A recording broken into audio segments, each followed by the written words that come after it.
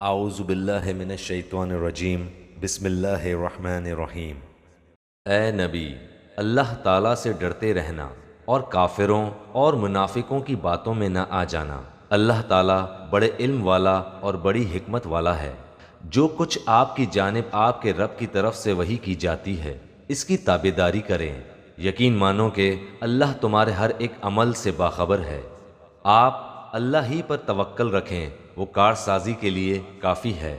کسی آدمی کے سینے میں اللہ تعالیٰ نے دو دل نہیں رکھے، اور اپنی جن بیویوں کو تم ماں کہہ بیٹھتے ہو انہیں اللہ نے تمہاری سچ مچ کی مائیں نہیں بنایا، اور نہ تمہارے لے پالک لڑکوں کو واقعی تمہارے بیٹے بنایا ہے۔ یہ تو تمہارے اپنے منہ کی باتیں ہیں۔ اللہ تعالیٰ حق بات فرماتا ہے اور وہ سیدھی راہ سمجھاتا ہے۔ لے پالکوں کو ان کے حقیقی باپوں کی طرف نسبت کر کے بلاؤ، اللہ کے نزدیک پورا انصاف یہی ہے۔ پھر اگر تمہیں ان کے حقیقی باپوں کا علم ہی نہ ہو تو وہ تمہارے دینی بھائی اور دوست ہیں۔ تم سے بھول چوک میں جو کچھ ہو جائے اس میں تم پر کوئی گناہ نہیں، البتہ گناہ وہ ہے جس کا تم ارادہ دل سے کرو۔ اللہ تعالیٰ بڑا ہی بخشنے والا مہربان ہے۔ پیغمبر مومنوں پر خود ان سے بھی زیادہ حق رکھنے والے ہیں، اور پیغمبر کی بیویاں مومنوں کی مائیں ہیں، اور رشتہ دار کتاب اللہ کی روح سے بنسبت دوسرے مومنوں اور مہاجروں کے آپس میں زیادہ حقدار ہیں۔ ہاں، مگر یہ کہ تم اپنے دوستوں کے ساتھ حسن سلوک کرنا چاہو، یہ حکم الہی میں لکھا ہوا ہے۔ جبکہ ہم نے تمام نبیوں سے عہد لیا، اور بالخصوص آپ سے اور نوح سے اور ابراہیم سے اور موسیٰ سے اور مریم کے بیٹے عیسیٰ سے، اور ہم نے ان سے پکا اور پختہ عہد لیا تاکہ اللہ تعالیٰ سچوں سے ان کی سچائی کے بارے میں دریافت فرمائے، اور کافروں کے لیے ہم نے المناک عذاب تیار کر رکھے ہیں۔ اے ایمان والو، اللہ تعالیٰ نے جو احسان تم پر کیا اسے یاد کرو، جبکہ تمہارے مقابلے کو فوجوں پر فوجیں آئیں، پھر ہم نے ان پر تیز و تند آندھی اور ایسے لشکر بھیجے جنہیں تم نے دیکھا ہی نہیں، اور جو کچھ تم کرتے ہو اللہ تعالیٰ سب کچھ دیکھتا ہے۔ جبکہ دشمن تمہارے پاس اوپر سے اور نیچے سے چڑھ آئے، اور جبکہ آنکھیں پتھرا گئیں اور کلیجے منہ کو آ گئے، اور تم اللہ تعالیٰ کی نسبت طرح طرح کے گمان کرنے لگے، یہیں مومن آزمائے گئے اور پوری طرح جھنجھوڑ دیے گئے۔ اور اس وقت منافق اور وہ لوگ جن کے دلوں میں شک کا روک تھا کہنے لگے، اللہ تعالیٰ اور اس کے رسول نے ہم سے محض دھوکہ فریب کا ہی وعدہ کیا تھا۔ انہی کی ایک جماعت نے ہانک لگائی کہ اے مدینے والوں، تمہارے لیے ٹھکانہ نہیں، چلو لوٹ چلو۔ اور ان کی ایک اور جماعت یہ کہہ کر نبی صلی اللہ علیہ وسلم سے اجازت مانگنے لگی کہ ہمارے گھر غیر محفوظ ہیں، حالانکہ وہ کھلے ہوئے اور غیر محفوظ نہ تھے، لیکن ان کا پختہ ارادہ بھاگ کھڑے ہونے کا تھا۔ اور اگر مدینے کے اطراف سے ان پر لشکر داخل کیے جاتے، پھر ان سے فتنہ طلب کیا جاتا تو یہ ضرور اسے برپا کر دیتے اور نہ لڑتے مگر تھوڑی مدت۔ اس سے پہلے تو انہوں نے اللہ سے عہد کیا تھا کہ پیٹھ نہ پھیریں گے، اور اللہ تعالیٰ سے کیے ہوئے وعدے کی باز پرس ضرور ہوگی۔ کہہ دیجئے کہ گو تم موت سے یا خوف قتل سے بھاگو تو یہ بھاگنا تمہیں کچھ کام نہ آئے گا، اور اس وقت تم بہت ہی کم فائدہ اٹھاؤ گے۔ پوچھئے تو کہ اگر اللہ تعالیٰ تمہیں کوئی برائی پہنچانا چاہے یا تم پر کوئی فضل کرنا چاہے تو کون ہے جو تمہیں بچا سکے یا تم سے روک سکے؟ اپنے لیے بجز اللہ تعالیٰ کے کوئی حمایتی نہ پائیں گے نہ مددگار۔ اللہ تعالیٰ تم میں سے انہیں بخوبی جانتا ہے جو دوسروں کو روکتے ہیں اور اپنے بھائی بندوں سے کہتے ہیں کہ ہمارے پاس چلے آؤ، اور کبھی کبھی ہی لڑائی میں آ جاتے ہیں۔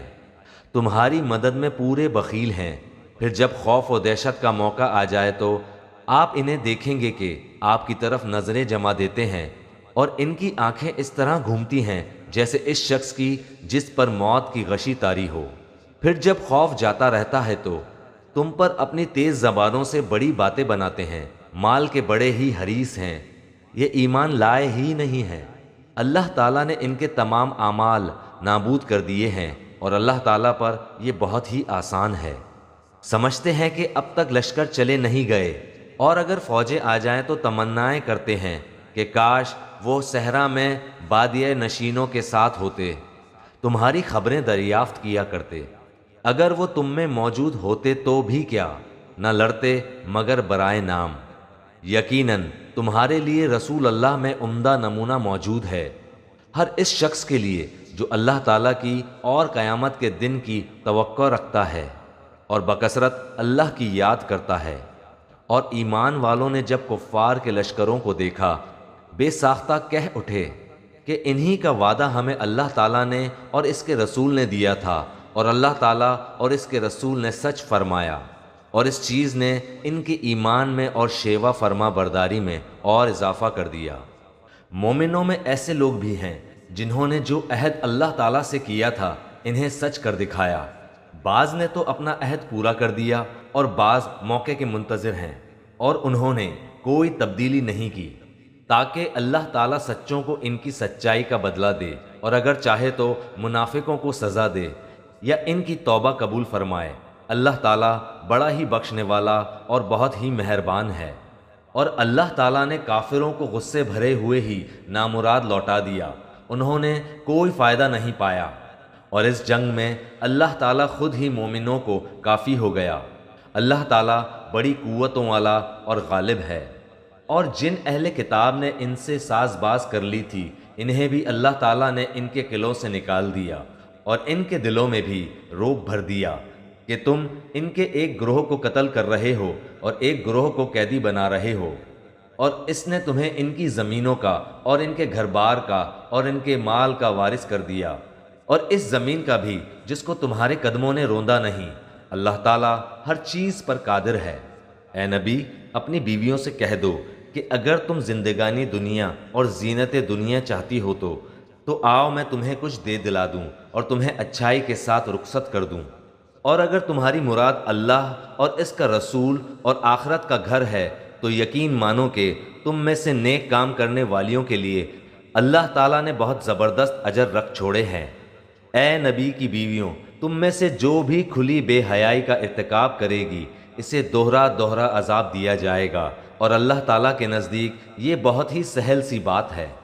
اور تم میں سے جو کوئی اللہ کی اور اس کے رسول کی فرما برداری کرے گی اور نیک کام کرے گی، ہم اسے اجر بھی دوہرا دیں گے، اور اس کے لیے ہم نے بہترین روزی تیار کر رکھی ہے۔ اے نبی کی بیویوں، تم عام عورتوں کی طرح نہیں ہو